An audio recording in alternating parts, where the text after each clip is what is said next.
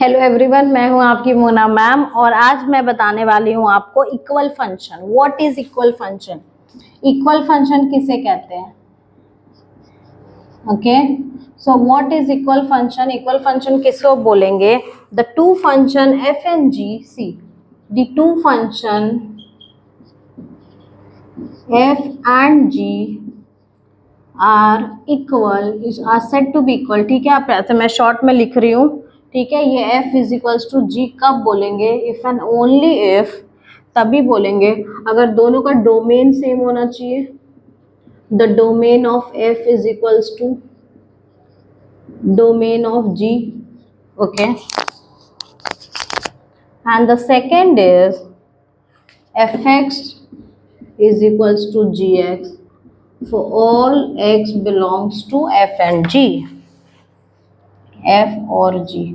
मतलब अगर हमारा ये f है ना, ये फंक्शन f है, इसका दो सबसेट हो गया, ये आपका x और y हो गया, और यहाँ पे ये फंक्शन g है, ये फंक्शन g है, इसका x और y हो गया, यहाँ पे ये f है। तो यहाँ पे जितने एलिमेंट है, यहाँ पे 1 2 3 4 है, यहाँ पे a b c d, मतलब 1 is mapped to a, 2 is mapped to b, 3 is mapped to c, 4 is mapped to d, and here also there is 1 2 3 a b c d।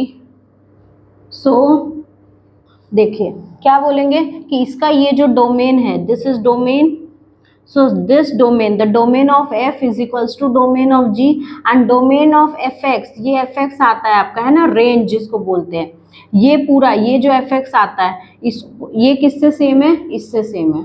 तो दोनों का डोमेन भी सेम होना चाहिए, दोनों का image भी सेम होना चाहिए, रेंज भी सेम होना चाहिए, तब हम लोग बोलते हैं the two functions are equal. Understood? आपको डोमेन चेक करना है और रेंज चेक करना है, समझे? दोनों सेट का डोमेन भी सेम होना चाहिए, रेंज भी सेम होना चाहिए, तब क्या बोलेंगे? The two functions are equal. Understood? अब बोलते हैं आइडेंटिटी फंक्शन।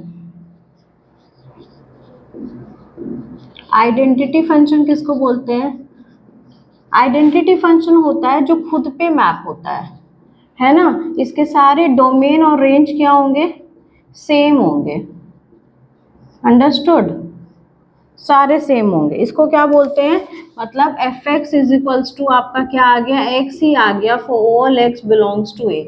यहाँ पे जितने एलिमेंट थे ये x और ये fx, तो ये पूरा पूरा सेम आ जाता है, इस कॉल दी आइडेंटिटी फंक्शन। अब होते हैं the third is constant function.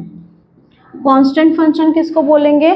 f such that a to b, तो for all a belongs to capital A, है ना, for all A belongs to capital A, आपका एफ ए क्या आ जाएगा? बी आ जाएगा for all A belongs to A, है ना। यही पॉइंट लाइन को मैं यहाँ लिख दी। मतलब एक सारे, जैसे लाइक अगर ये मेरा एक्स है और ये मेरा एफ एक्स है ना, तो यहाँ पे -1 है, 1 है, तो यहाँ पे 1 है।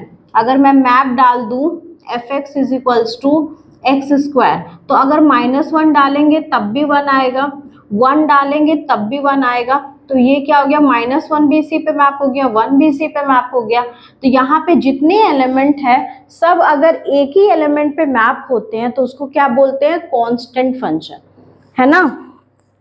Done. Now the zero function, this is very easy. Zero function किसको बोलेंगे? The zero function. Zero function मतलब वो f जो होगा a टू b, वो किस पे मैप करेगा? सारा एलिमेंट मैप कर देगा 0 पे for all x belongs to a।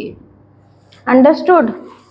सारे एलिमेंट 0 को मैप कर दे, उसको बोलते हैं zero function. Understood? So thank you so much. ये सारे कॉन्सेप्ट आपके लिए बहुत इंपॉर्टेंट है, आप अच्छे से समझो तभी आप क्वेश्चंस अच्छे से बना पाओगे। Understood? Thank you so much. Please subscribe करो और अभी के अभी लाइक करिए और अपने सारे फ्रेंड्स से शेयर करिए। अगर आप ICSE में हैं या CBSE में हैं, ये सारे कॉन्सेप्ट्स आपके लिए बहुत इंपॉर्टेंट है अगर आप 12th स्टैंडर्ड में हो तो। सो प्लीज़ आप खुद भी अच्छे से देखो, अपने फ्रेंड्स को भी दिखाओ और अच्छे से पढ़िए। Okay, thank you so much.